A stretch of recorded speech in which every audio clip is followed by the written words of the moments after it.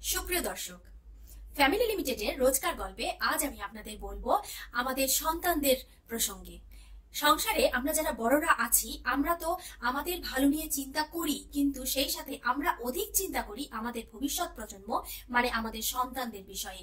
আমার ঘরের শিশুটি কি খাবার খেলে সে পুষ্টি পাবে, তার শারীরিক এবং মানসিক বিকাশ ভালো হবে, সেই চিন্তা আমরা সর্বদা করে থাকি।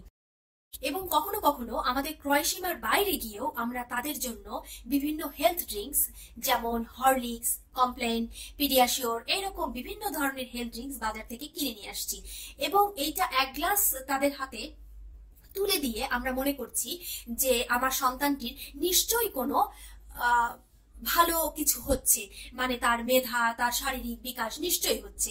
এবং এই জন্য আমার সেটা যদি কষ্ট হয়ে থাকে কিনতে, আমার ক্রয়সীমার যদি বাইরেও গিয়ে থাকে, সেটা আমি মুখ বুজে সহ্য করে নেই।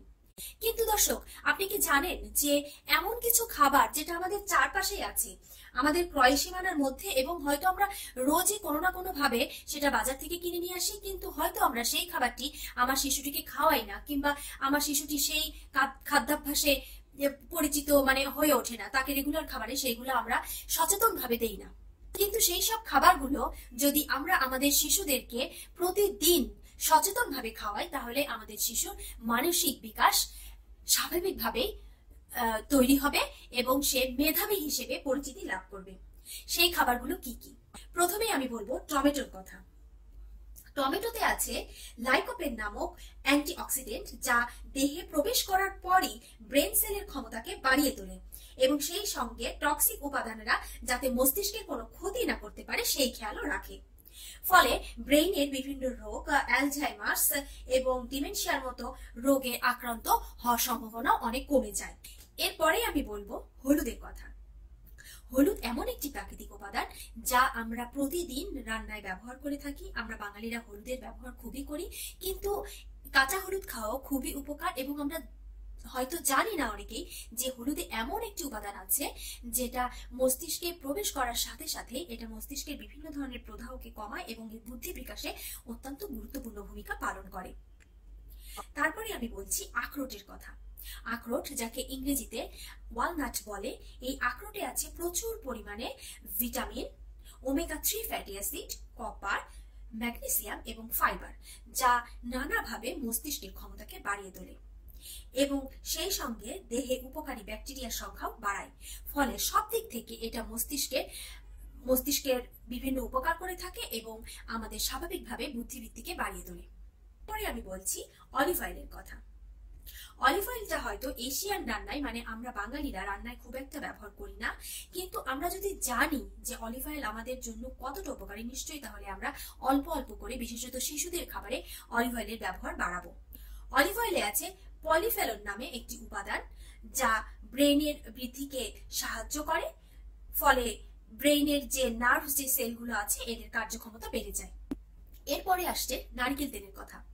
নারকেল তেল আমরা সাধারণত ত্বক, চুলের পরিচর্যার জন্য ব্যবহার করে থাকি, কিন্তু আমরা জানি না যে নারকেল তেল মস্তিষ্কের জন্য কতটা ভালো। নারকেল তেল মস্তিষ্কে নিউরনের ক্ষমতাকে বৃদ্ধি করে এবং এটা যে উপকারটা করে সেটা হলো মস্তিষ্কের মধ্যে যে তথ্য আদান প্রদানের বিষয়টা থাকে সেটা আরো দ্রুত গতিতে হতে থাকে। ফলে আমরা স্বাভাবিকভাবেই স্মৃতিশক্তি এবং মেধা বিকাশে অনেক বেশি কাজ করতে দেখি নারকেল তেলের ব্যবহারকে। এরপরে আসছে মাছ। মাছের তেলে আছে ওমেগা 3 ফ্যাটি অ্যাসিড নামে একটি উপাদান, যা মস্তিষ্কের ক্ষমতা বৃদ্ধিতে দারুণভাবে কাজ করে এবং এই উপাদানটি ব্রেন সেলের ক্ষমতা বাড়িয়ে দেয়, যেটা আমাদের স্মৃতিশক্তি বাড়ায় এবং আমাদের বুদ্ধি স্বাভাবিকভাবে অনেক বেড়ে যায়। এরপরে আমি বলছি কুমড়ার বীজ। আমরা হয়তো কুমড়া খাওয়ার পরে বীজটাকে সাধারণত ফেলেই দিয়ে থাকি, কিন্তু এই খনিজ উপাদানটি আমাদের বুদ্ধি বাড়াতে অনেক বেশি সাহায্য করে। এরপরে আমি বলবো জামের কথা। জাম একদমই আমাদের দেশীয় ফল। এই জাম ব্রেনের জন্য ভীষণ উপকারী, কারণ জামে আছে অ্যান্টিঅক্সিডেন্ট। অ্যান্টিঅক্সিডেন্ট ব্রেনের সেল যাতে শুকিয়ে না যায় সেই জন্য বিশেষভাবে কাজ করে থাকে এবং এটা ব্রেনের যে বিভিন্ন ধরনের ডিজিজ হয় সেই আশঙ্কা একদম কমিয়ে দেয়। তারপরে আমি বলছি ডিমের কথা। ডিমে আছে প্রচুর মাত্রায় কোলিন এবং উপকারী কোলেস্টেরল, যা নিউরনের ক্ষমতা বৃদ্ধির মধ্যে দিয়ে আসলে ব্রেনের পাওয়ার বাড়াতে ভূমিকা পালন করে থাকে। এবং ডিমে আছে অ্যান্টিঅক্সিডেন্ট, যা ব্রেনের সেলের ক্ষতি হওয়ার আশঙ্কা একদম কমিয়ে দেয় এবং ফলে ব্রেনের কোনো ডিজিজ মানে ব্রেনের কোনো অসুখও হয় না। এরপরে আমি বলছি একটা পরিচিত একদম আমাদের ক্রয় ক্ষমতার মধ্যেই আমরা যেটা সবসময় খাই, সেটা হচ্ছে শাক, সেটা পালং শাক। শীতকালে আমরা প্রচুর পরিমাণ পালং শাক খাই এবং গরমেও পালং শাক পাওয়া যায়, এবং বাঙালিদের এই পালং শাকের প্রতি একটা আলাদা এক ধরনের দুর্বলতাও আছে। এই পালং শাকে আপনারা জানেন যে আছে প্রচুর পরিমাণে অ্যান্টিঅক্সিডেন্ট, ভিটামিন কে, ফলেট এবং লুটেইন, যা ব্রেনের ক্ষমতাকে বাড়াতে দারুণভাবে কাজ করে।